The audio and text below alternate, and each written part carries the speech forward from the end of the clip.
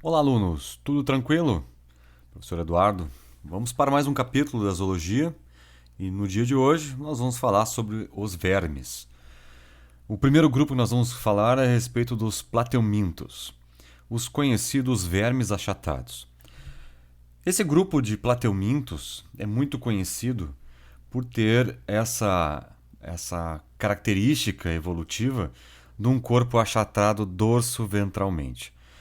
Esse achatamento ele vem através de um processo já bem antigo e que para esses grupos de plateumintos, foi bastante vantajoso, uma vez que ele ocupa ambientes de água doce, na água salgada, ambientes aquáticos, gosta de locais úmidos, lodo, né, locais que ocorrem frequentemente alagamentos, e muitos deles podem exibir uma vida ainda livre e parasitas.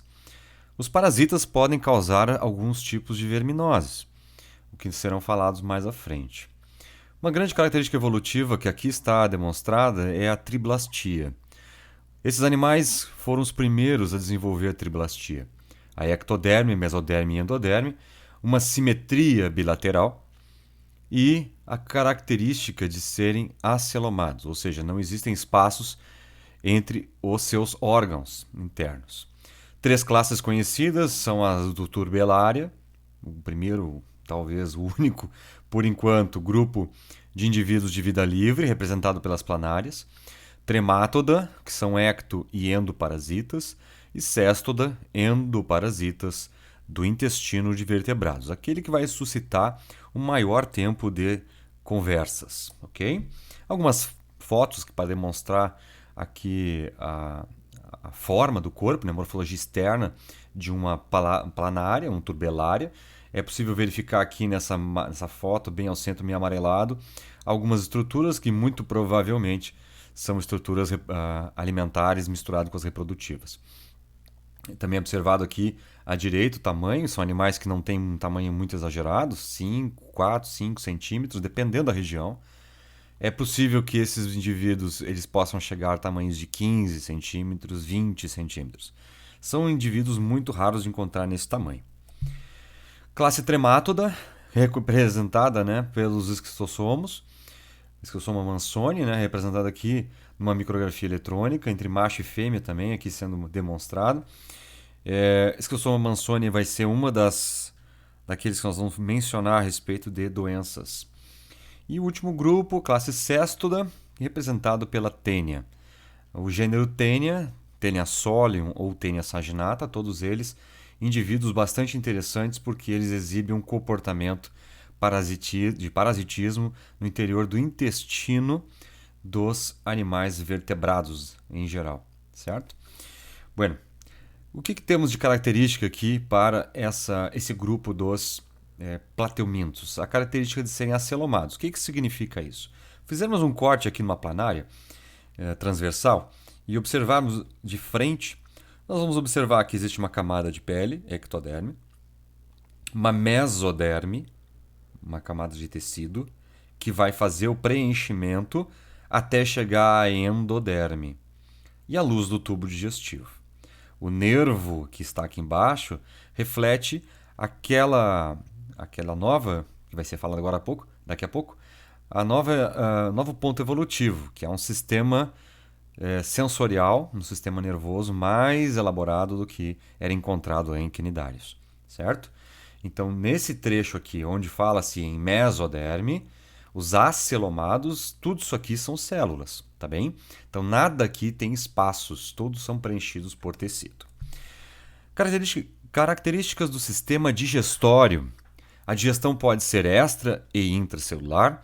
Tubo digestório é incompleto, apenas uma abertura por onde o animal ingere o alimento, é o caso de planárias, será por onde vai sair os dejetos desta digestão. As tênias não possuem esse sistema. A tênia, ela absorve tudo pela vasta superfície corporal. É a absorção, diferença de concentração, ok? O sistema circulatório e respiratório não tem nenhum dos dois. É tudo pelo sistema mais barato de troca, a difusão, célula a célula. Os nutrientes são espalhados na cavidade digestória desses indivíduos, ok? Sistema nervoso, e aqui vem um item vermelho: cefalização. O primeiro grupo que desenvolveu aquilo que nós vamos chamar de orientação cefálica.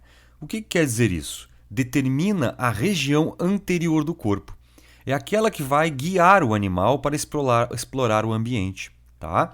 Nisso, houve necessidade de se desenvolverem gânglios cerebrais. Não é um cérebro, é algo muito mais rudimentar que vai interpretar sinais externos e vai transmitir essas interpretações por reflexos para cordões nervosos que são longitudinais, percorrem todo o comprimento do animal.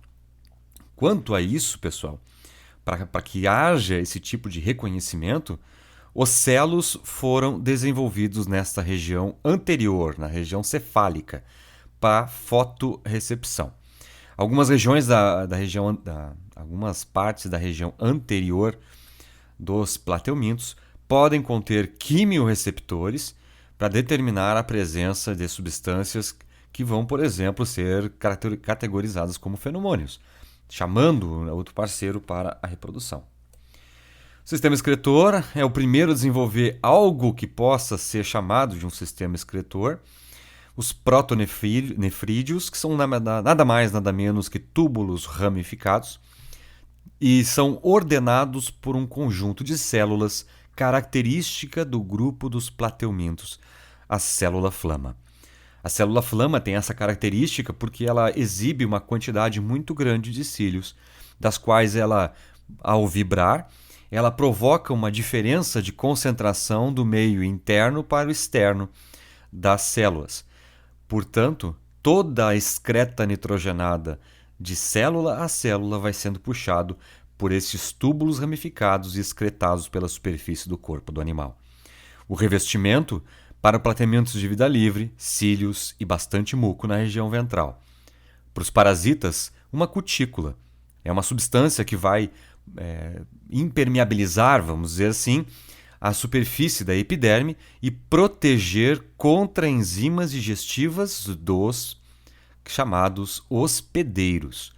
Nos processos de infecção de parasitas aos hospedeiros, principalmente de vertebrados, eles entram pela região oral e têm que atravessar a difícil cavidade estomacal com pH bastante baixo. Para isso, há necessidade de, pelo menos, ter nesta fase de infecção, não é? A cutícula bastante espessa. Aqui demonstra alguns cortes, né, demonstrados, né, em 3 situações. A primeira delas é aqui um plateuminto exibindo a chamada cavidade gastrovascular, que vocês notam que ela é bastante ramificada. Lá embaixo está a faringe, que lembra muito uma mangueira, né? E que é oposta à região cefálica, ok?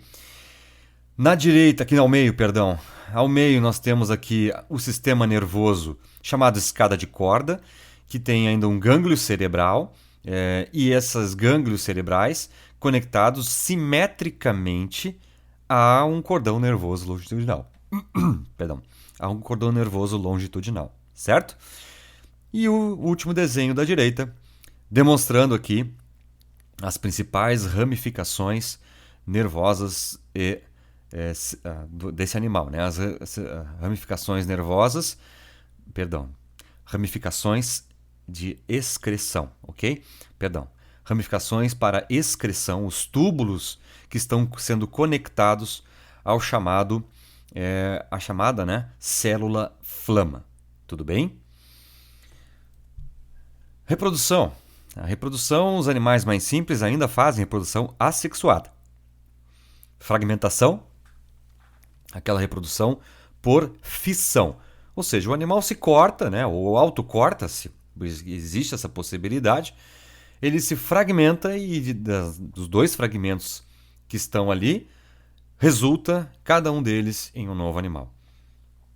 A autofecundação é o processo exibido por tênias, nas quais ela, por ter aparelho reprodutor masculino e feminino, pratica a autofecundação.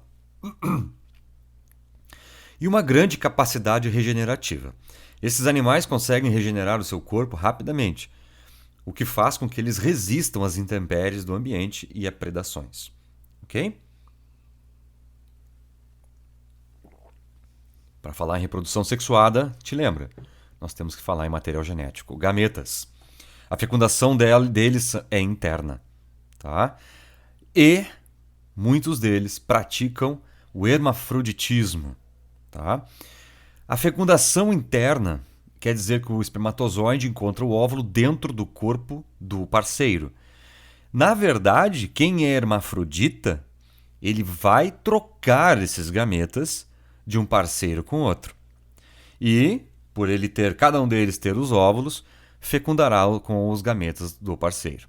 Desenvolvimento pode ser direto, sem metamorfose, sem fase larval, ou indireto, com larva. Aqui uma pequena tirinha para demonstrar aqui as células totipotentes, né, como são capazes de reproduzir, né, e gerar outros indivíduos. E algumas adaptações parasitárias. Para o grupo dos plateumintos, alguns itens, na verdade são 6 que foram selecionados, muitos deles foram adaptações para um nicho ecológico aonde ninguém estava ocupando. Tanto é que eles se estabeleceram e até hoje estão aí. Um dos primeiros sistemas são os sistemas de locomoção, nervoso e digestório. São sistemas praticamente atrofiados. Eles não são necessários para a vida parasitária. Assim como a presença de surgimento, né, já que não tem locomoção, de órgãos de fixação, ventosas, ganchos. Tá? Presença de cutícula, uma substância que vai fazer com que esse animal resista às intempéries. Um sistema reprodutivo bem desenvolvido. Uma grande produção de gametas e ovos. São animais R-estrategistas. Eles liberam muitas ovas, uma prole muito grande e que vai ter como consequência uma alta taxa de predação, né? Resultando em poucos adultos reprodutivos. A autofecundação e o hermafroditismo é observado. Então, a autofecundação de indivíduos dentro de seus próprios corpos e hermafroditas por fecundação cruzada, né, são características de animais do grupo dos plateumintos. E o último é as alterações comportamentais que esses indivíduos podem causar nos seus hospedeiros. Seja no hábito alimentar, seja no hábito cognitivo, seja na estrutura de andar, não é? Na estrutura morfológica do indivíduo. Depende muito de qual parasita nós vamos falar. Bom, eu falo aqui para vocês 3 verminoses. Todas elas causadas por plateumintos. A primeira delas, esquistossomose. A esquistossomose, também conhecida popularmente como barriga d'água, termos como nadou, coçou, pegou, são anedotas até praticamente conhecidas no meio rural. O agente etiológico, aquele que causa a doença, Schistosoma mansoni. HD, hospedeiro definitivo, é o homem. Hospedeiro intermediário, o caramujo do gênero Bionfalaria. Tá? Ele é conhecido por ser um caramujo planorbídeo, mas o gênero é Bionfalaria.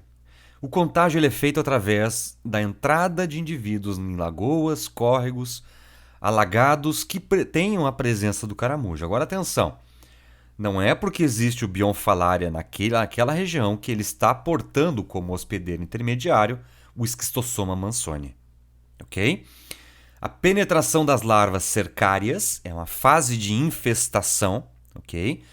Pela pele ou mucosas, seja mucosa nasal, mucosa bucal, mucosa normalmente, né, ocular, mais difícil, né? Mas mucosas em geral. O desenvolvimento.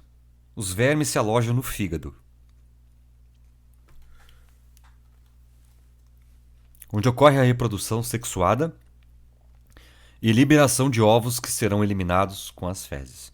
A liberação de óvulos, de ovos pelas fezes do hospedeiro é uma estratégia de um indivíduo parasita do sistema digestório. Com esses ovos na água, esta larva se eclode desse ovo e infecta o caramujo. E lá dentro do caramujo ele atinge uma fase chamada de cercária. É com esta fase que ele vai infectar o ser humano. Dentro do caramujo ele simplesmente não faz nada. O caramujo praticamente não sente a presença deste Schistosoma mansoni. Quais são os sintomas no homem?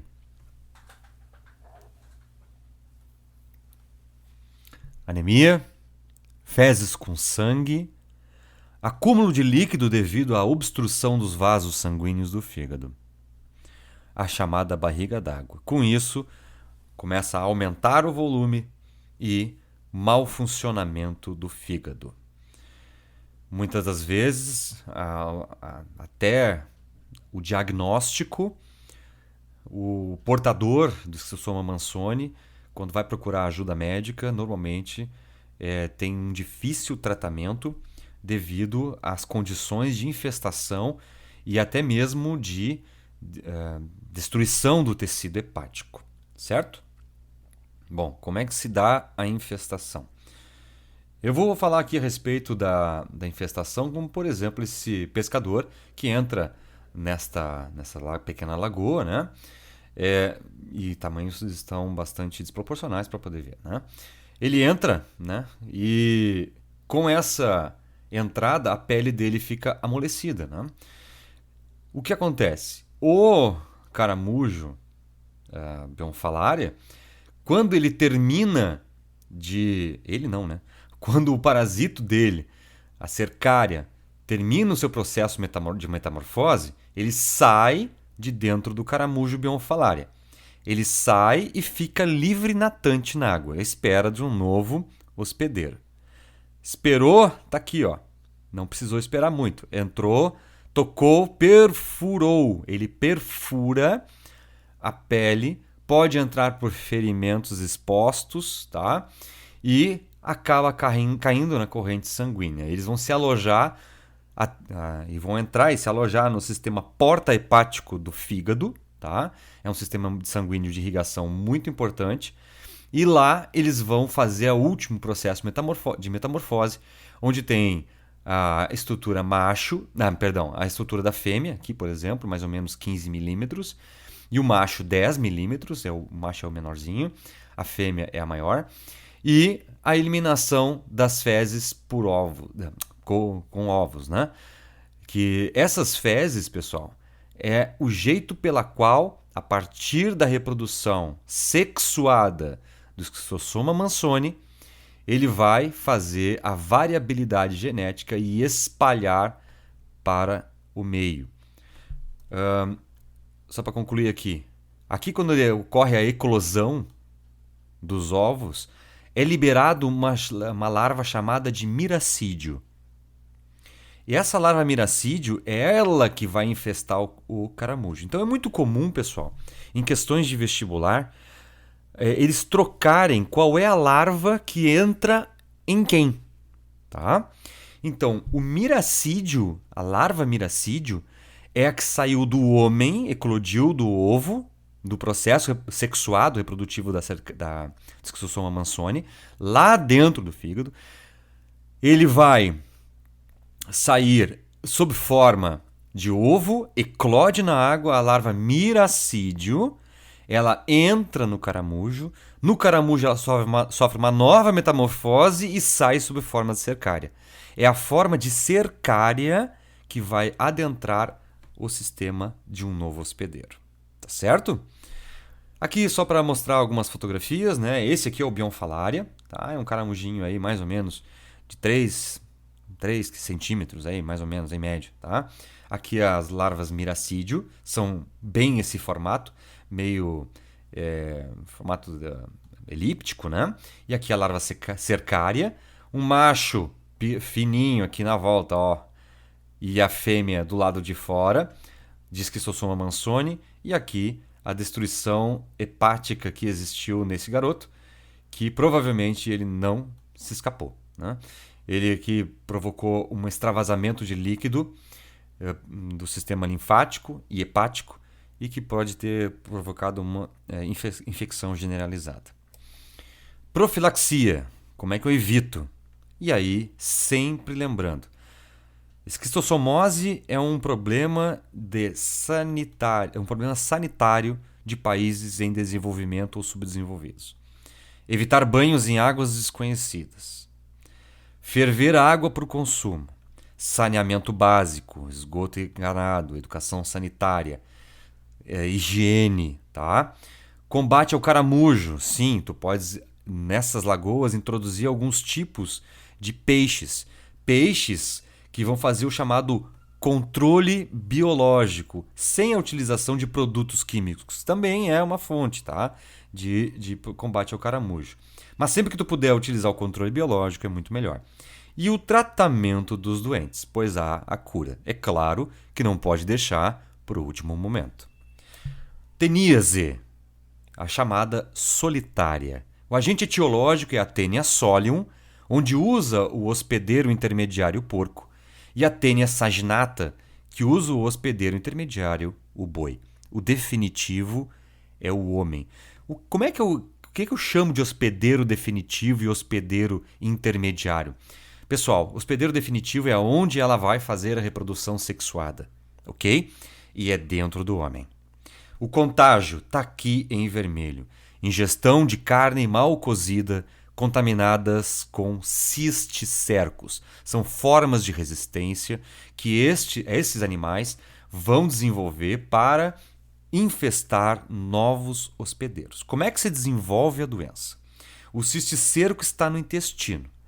A tênia adulta eclode para uma tênia adulta, ela vai se desenvolver, né? É um indivíduo juvenil, cisticerco. Ele evolui para uma tênia adulta que vai se fixar na parede do intestino. Quando ela se fixa e ela começa a crescer em tamanho, porque ela está absorvendo os nutrientes que tu estás tentando te alimentar, mas não sabes e estás alimentando a tênia, ela matura todos os sistemas reprodutivos de cada segmento, a proglótide, ok? Ou proglotes, dá na mesma. As proglotes saem com as fezes, se destacam quando ocorreu a autofecundação dentro de cada proglótide. Se ocorrer a autofecundação, é porque houve processo de reprodução sexuada, houve espermatozoide e houve óvulos, ok? Esses óvulos, depois que se destacam das proglotes do corpo da tênia mãe, são liberados no ambiente através das fezes e ingeridos pelos porcos, pelos bois e alojam-se na musculatura. Algo que é importante de se frisar: não é toda carne de porco ou carne de boi que pode ter esse tipo de infestação. Cuidado! Cuidado com as carnes de procedência, não é? Tem que ter procedência. Os animais não podem ser criados soltos, principalmente em regiões, quando eu digo soltos, me interpretem que não podem ser criados em ambientes que não são controlados quanto à forma de alimentação, certo? E o boi também não pode comer qualquer coisa, não pode pastar em qualquer pasto onde haja possibilidade de haver infestação cruzada, ou seja, o Homo sapiens pode, por exemplo, o infectado, defecar em uma área, não é?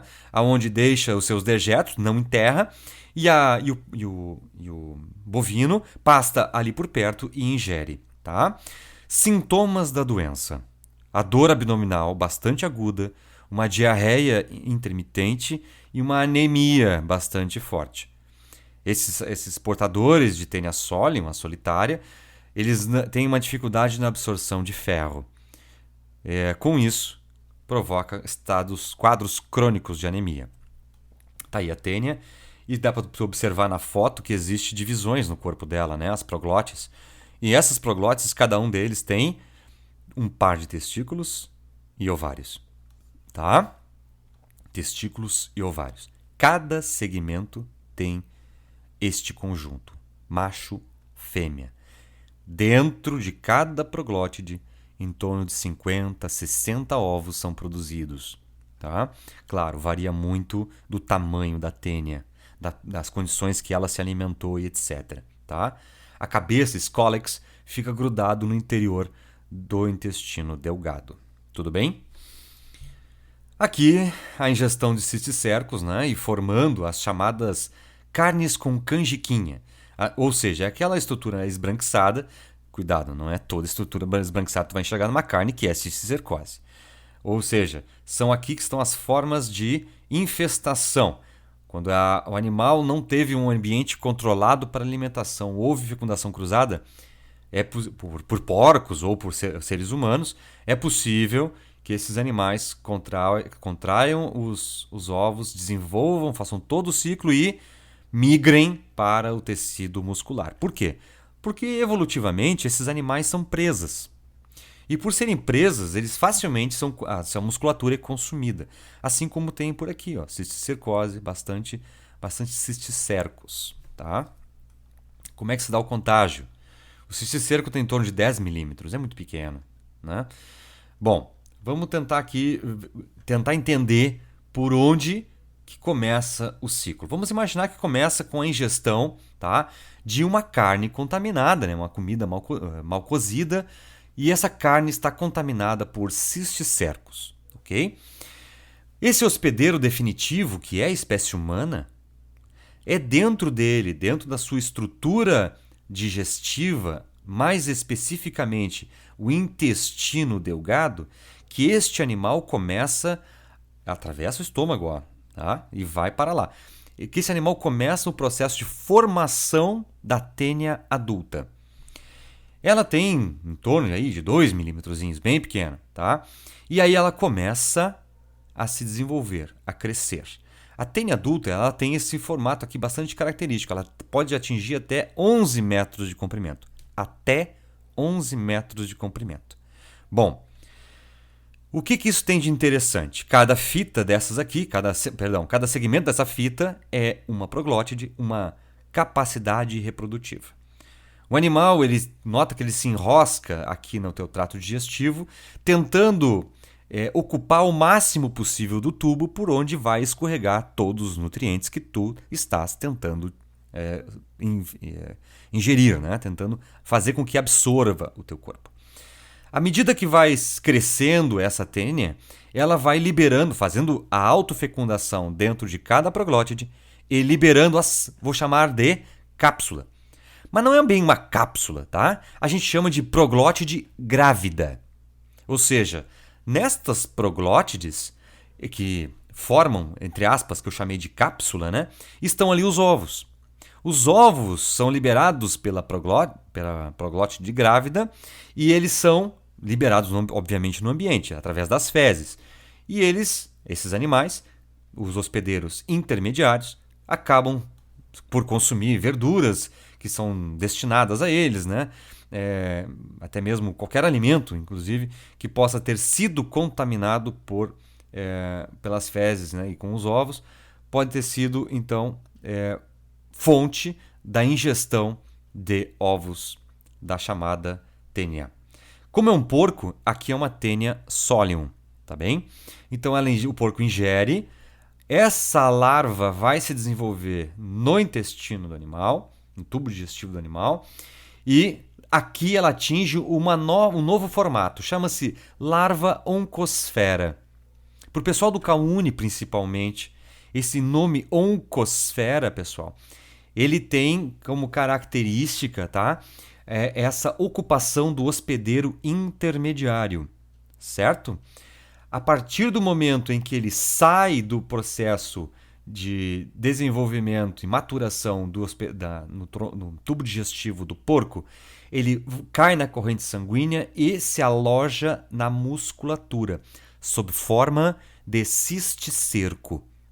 Ou seja, é a forma de resistência que vai esperar, né, com que haja o consumo desta musculatura por um predador.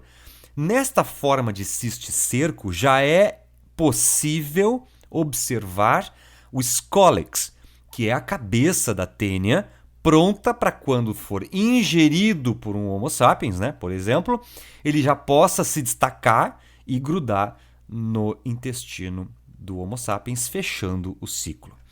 Então, não te esquece, o hospedeiro definitivo, ele vai fazer o processo reprodutivo, autofecundação, sexuado, tá? Liberação de ovos, ingesta do animal hospedeiro intermediário, o porco, em que vai sofrer uma modificação, né, uma metamorfose, e assumindo uma forma de cisticerco. A cisticercose é das infecções mais graves que se tem quando se fala em teníase. O agente etiológico não é a tênia do boi, e sim a tênia solium. Tá? O homem é o hospedeiro intermediário neste processo. Como assim? O contágio se dá pela ingestão acidental dos ovos. Dos ovos do parasita. Ou seja, é como se o homem assumisse o papel do porco. Tá?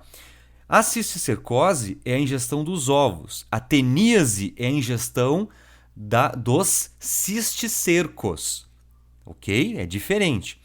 O desenvolvimento do cisticerco, liberado no ovo, penetra na musculatura e no encéfalo, tecido nervoso do homem. Os sintomas, claro, obviamente começa a consumir o tecido nervoso. Os sintomas são convulsões, complicações no sistema nervoso central, problemas no globo ocular, levando até muitas vezes à cegueira completa. Então, é uma das doenças mais graves que se tem para se falar em verminoses, tá bem? Aqui, ó, o homem corta o ciclo normal e ingere, por exemplo, verduras que foram regadas, né, mal lavadas, regadas com água de dejeto, por exemplo, de um rio, não é? Onde a bomba, tem uma bomba na beira do rio, sugando a água do rio para regar as hortaliças. E esse rio recebe aporte de matéria fecal. Então, de uma ponta do rio até a outra, quando vai chegar lá nesse produtor, a bomba succionou ovos, né, no meio, e esse homem não lavou, né, ou bebeu a água, né, contaminada e se alojou nos tecidos muscular e nervoso. É muito grave, tá? Aqui eu deixei uns passo a passos para vocês terem uma referência no ciclo, tá? Tá bem detalhadinho para que vocês possam estudar mais à frente, tá? Profilaxia, tanto para teníase quanto para cisticercose. Saneamento básico. O carro-chefe para qualquer verminose é saneamento básico. Higiene pessoal, sempre ter água tratada, lavar bem os alimentos, carne de procedência e bem passada, tá? A fiscalização de matadouros e frigoríficos e tratamento dos doentes. Tranquilo? Bom, vamos falar então do próximo grupo. Os nemateumintos também podem causar doenças, tá? Os nemateumintos são conhecidos por vermes cilíndricos. São vermes cilíndricos, diferente do grupo dos plateumintos. O corpo é alongado, não tão comprido, né? Não segmentado, não tem aqueles segmentos que tinha na tênia, e é recoberto por cutícula. Encontrados em todos os ambientes, aquático ou terrestre, e também como vida livre. Tem alguns que são endoparasitas. Como é o exemplo da lombriga, causa algumas verminoses e são problemas também sanitários. São triblásticos, como a partir de agora todos serão, mas a característica que está aqui escrita em vermelho é praticamente única do grupo. Pseudocelomados. O que quer dizer isso? A cavidade que poderia ter espaços entre os órgãos está preenchida por fluido. Esse fluido forma o que nós chamamos de esqueleto hidrostático no corpo do animal. Então ele tem partes que é preenchida por tecido, partes que é preenchida por fluido. Isso faz com que o indivíduo tenha uma maior motilidade, tá? Simetria bilateral, como todos, e tem várias classes. A mais famosa de todas são os nematóides. Tá aí uma visão geral do que é um nemateuminto, onde começa a boca, tubo digestivo completo, porque acaba no ânus. Tá vendo? Primeiro grupo com tubo digestivo completo. nemateuminto. A partir daqui, todo mundo, até primata, vai ter tubo digestivo completo. Ainda tem aqui uma placa retrátil cortante, que é para poder fazer a sua alimentação, um anel nervoso que rodeia o tubo digestivo, faringe, intestino, uma grande estrutura de reprodução, a cutícula bastante densa para proteger esse animal das intempéries. Aqui um cortezinho que a gente faz transversal para te mostrar o ectoderma, o mesoderma em vermelho e aqui em amarelo o pseudoceloma, a cavidade preenchida por fluido, tá bem? Bom, o dimorfismo sexual. Tem diferenças entre machos e fêmeas. Normalmente, os machos são menores que as fêmeas. Até porque a estrutura feminina, os ovários, eles ocupam bastante espaço dentro do corpo da fêmea. Então, um dos motivos é esse. O macho tem um comportamento de perseguição, ele vai atrás da fêmea. Tá? Então, como é que eu consigo também verificar quem é macho e quem é fêmea? Botando um ao lado do outro, pode ser duas fêmeas ou dois machos pequenos, né? Depende. Agora, a boca trilabiada é da fêmea, tá? E a estrutura de espículas na ponta, tá? Próximo ao orifício anal, é típica de machos. Eles usam essa estrutura para poder agarrar a fêmea no ato sexual. Bom, como é que se dá a digestão? O tubo digestivo é completo, tá? Começa na boca, termina no ânus. Não te esquece. Aqui começou o tubo digestivo completo e foi até os macacos. Digestão extra e intracelular. Respiração e circulação. Usando os métodos mais baratos de troca. Não tendo órgão, tu vai usar a difusão. Diferença de concentração. Então, os gases saem pela superfície do corpo. Assim como entra oxigênio, sai dióxido de carbono pela superfície do corpo.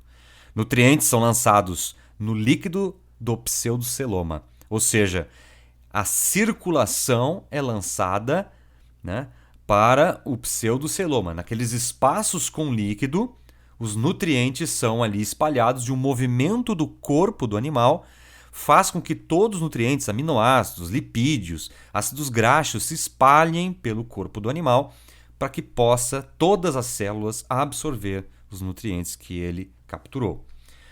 A sustentação, ou seja, como é que ele para em pé? Ele não para em pé, obviamente, mas como é que ele se dá o formato ao corpo?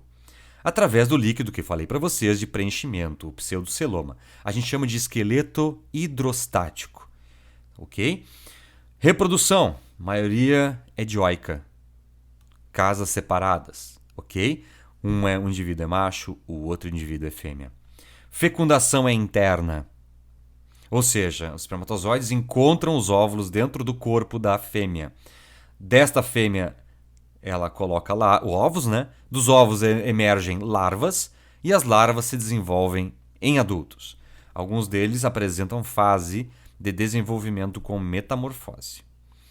Eu vou chamar a atenção para 4 verminoses causadas por nemateumintos. Todas elas são bastante interessantes porque elas são recorrentes. A primeira delas é provocada por Ascaris lumbricoides. É um verme bastante conhecido por lombriga. Ascaridíase, né? O homem é o único hospedeiro. O contágio é feito por ingestão de ovos da lombriga e em verduras e água contaminadas. A sequência de contágio, vamos dizer assim, de infestação, é caracterizada pela ingestão dos ovos da lombriga, né? Passam pelo tubo digestivo, eles vão se alojar no intestino, do intestino eles vão migrar para o fígado, ok? Do fígado vão para o pulmão, do pulmão para a traqueia, da traqueia para a faringe, da faringe para as... como é que chama? Vai ser literalmente engolida, tá? Elas vão passar por um processo de deglutição pelo hospedeiro. Aqui já é um estágio bastante avançado. Quando essas larvas, aqui não é lagas, é larvas, tá? São novamente engolidas, esse indivíduo já está com todos aqueles órgãos lá atrás comprometidos. Aqui são estágios muito crônicos. Volta para o intestino, e as fezes com ovos são liberadas para o ambiente. Tá?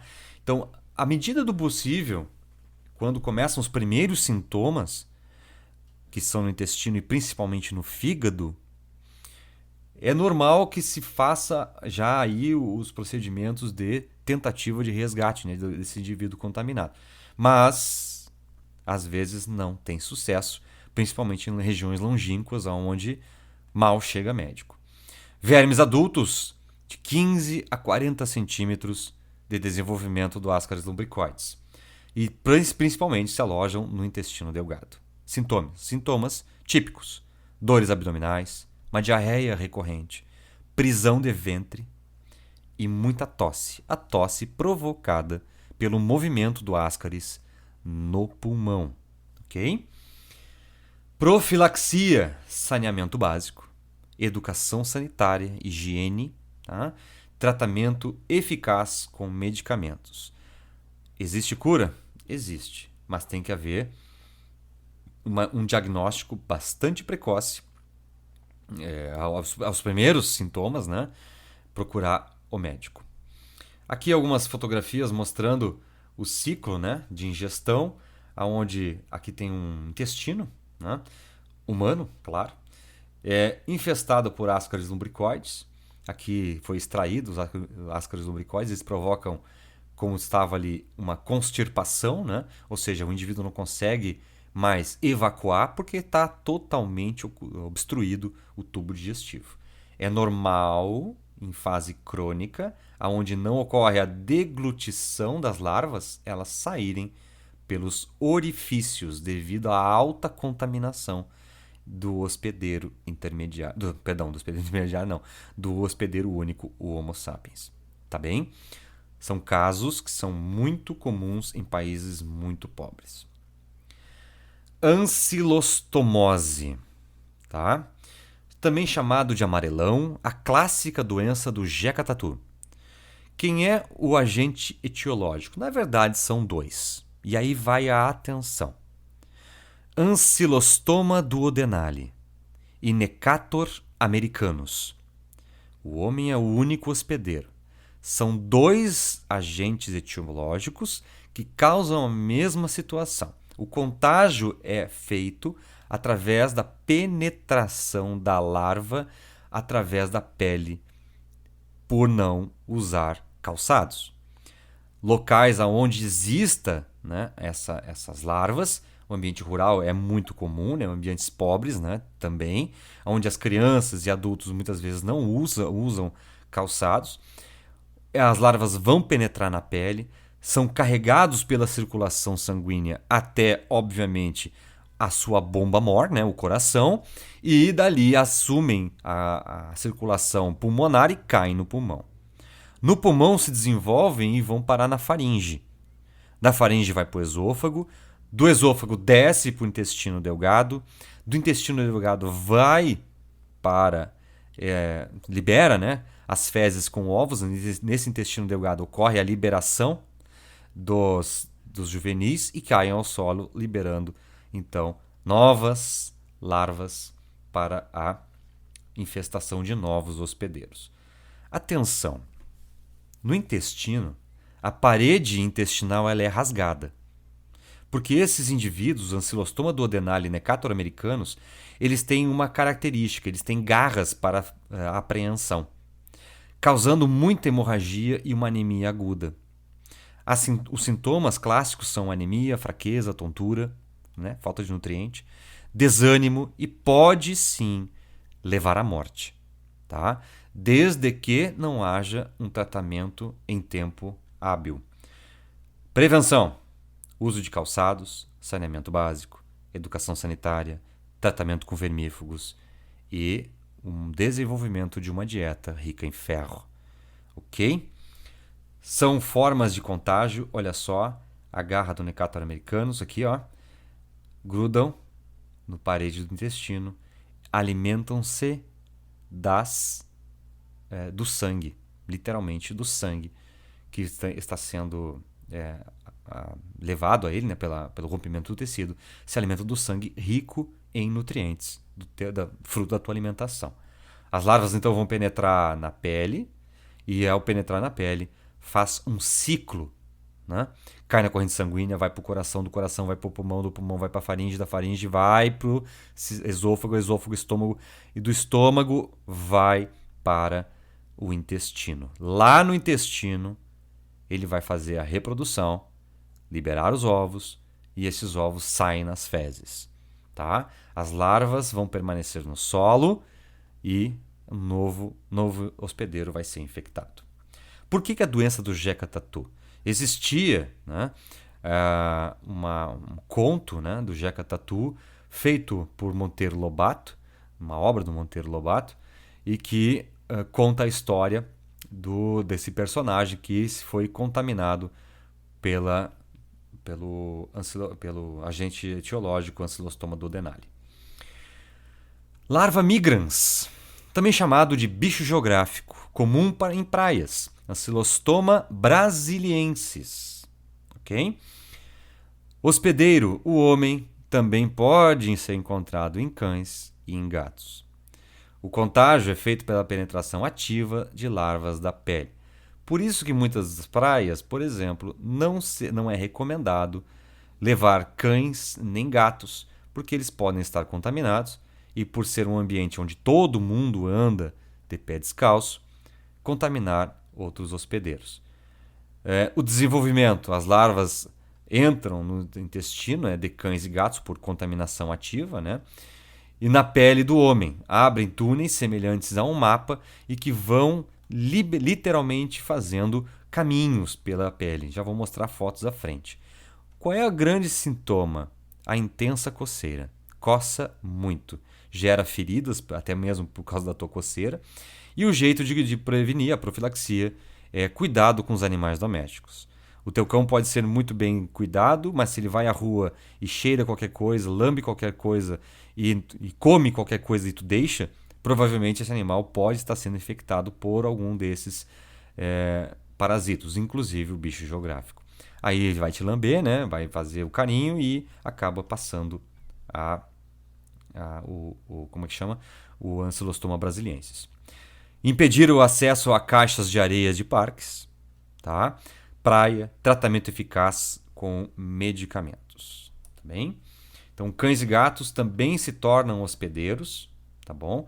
E essas larvas têm penetração ativa pelas patinhas desses animais e também pela pele do homem. O bicho geográfico ele deixa algumas marcas, como aqui registradas, tem cura. Algumas fases mais graves podem atingir o sistema óptico, tá? A visão. Então, deixa além de cicatrizes e tal, pode atingir a visão. No caso dessa criança aqui, por exemplo, que tem um vergalhão aqui, ó, bastante comum, né? Em crianças que caem na areia, brincam com areia, o cãozinho vem, lambe, ele pode ter sido contaminado, e foi, né, contaminado pelo Ancylostoma brasiliensis, a larva migrans, e que ela iria transitar e poderia, sim, ocupar o olho da criança. Certo? E a última, a filariose, também conhecida por elefantíase. O agente etiológico é a Wolkeria bancroft. E o hospedeiro, aqui tem 2. Dos nemateumintos é a única doença que tu vai ver eu falar, pelo menos, que tem 2 hospedeiros. O definitivo, que é o homem, e o intermediário, que é o mosquito, do gênero Culex. O mosquito é o vetor da doença, ele leva a doença. O contágio é feito através da picada do mosquito. No desenvolvimento, através da picada do mosquito, as larvas vão atingir os chamados vasos linfáticos, e é aí que mora o problema. As larvas vão se desenvolver nesses vasos linfáticos, obstruindo eles. E vai acumular. Esse acúmulo de líquido provoca inchaço no local e deformações. Os sintomas é a obstrução dos vasos linfáticos, provoca inchaço, dor e pode atacar a bolsa escrotal, pernas, braços e etc. Já vou mostrar fotos. Profilaxia, combate ao mosquito vetor, inseticidas para combater esse mosquito, uso de telas em regiões onde a incidência de mosquito do gênero Culex pode ser bastante registrado, né? E o isolamento e tratamento dos doentes. Por que isolar o doente? Porque no momento em que ele já tem o Wolkeria bancroft, o mosquito Culex ele pode picar esse portador e se contaminar com Wolkeria e voar para o lado e contaminar um indivíduo são, né? Então, isolamento é a chave para combater a filariose, tá bem? Bom, o que nós temos aqui? A fase de desenvolvimento, que ocorre fora do hospedeiro definitivo, que no caso aqui é o hospedeiro intermediário, dentro do mosquito, do tubo digestivo do mosquito, que ele, quando pica o indivíduo humano, ele saliva e com isso saem, né, as larvas. Tá? Essa forma larval cai na corrente sanguínea e vai para os vasos linfáticos. Os adultos vão se reproduzir, né? As microfilárias vão se reproduzir e gerar as microfilárias, que vão cair nos canais linfáticos e sanguíneos e aí obstruir essas vias. Tá? Um novo mosquito infecta-se com as microfilárias, que é a forma de infestação. Nota que não tem trato digestivo aqui. Tá? É via picada, via vetor. E aí, assim, fecha o ciclo para contaminar um novo hospedeiro. Tá? Essas são fotos reais, tá? Onde mostra um inchaço gravíssimo, né, desses vasos linfáticos dessa perna dessa pessoa. Nota o estado da perna esquerda, como é que ela é, normal, e a perna direita, como é que ela é, com os vasos linfáticos totalmente obstruídos. Aqui uma perna que já está até gangrenando, né, está ficando preta. Os braços totalmente inchados da infecção por Wolkeria Bancroft. E aqui a perna já sem condições nenhuma. Bom, pessoal, eu espero que tenha sido proveitoso essa aula. Aproveita as tuas anotações, vai ao livro e bom estudo!